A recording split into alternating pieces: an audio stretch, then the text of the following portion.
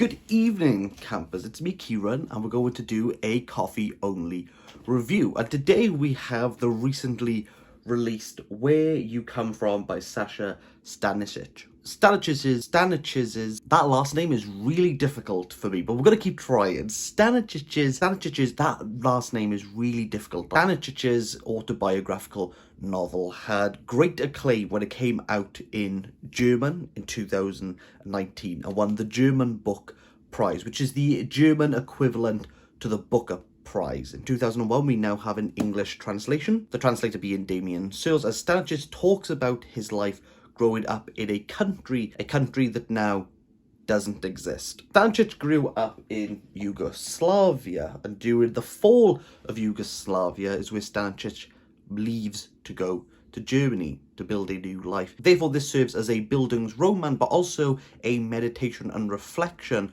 on boundaries, on borders, and where does he fit in? Since moving to Germany, growing up through the education system, living now in Germany, is he more German than he is Bosnian or Yugo? There's no real answer, and it doesn't have to be. Let's orientate ourselves around Yugoslavia.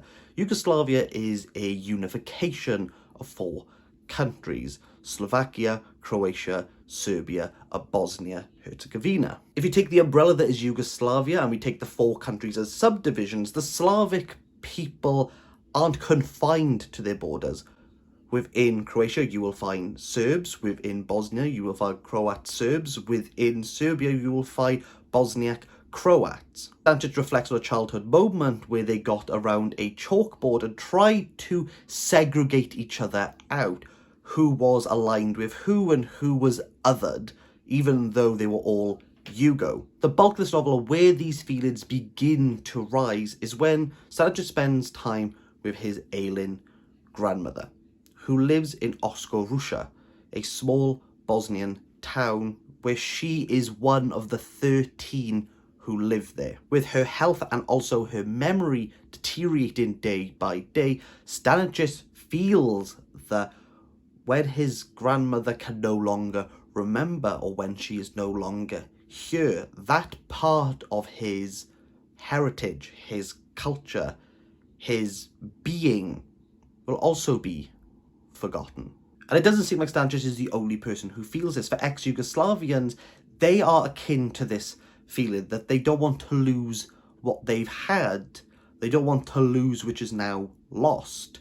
And we have a very deeply moving annual get-together where old Yugoslavians meet in a village and sing old Yugoslavian songs together, as if the country is still there. Despite the conflicts that have been going on, they are still united as a people. But conflict will force the family to uproot and cross borders and settle in Germany.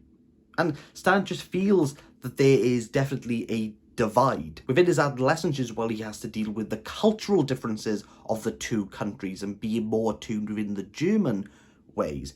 He falls in love with football, falling in love with the Belgrade team, and loses himself within Choose Your Own Adventure books, where he tries to plot out all the different scenarios and how he can get lost in stripping away an old self and building him back to something stronger, and seeing, well, what ending would be best. What could happen for a young Stanišić? Where could he be?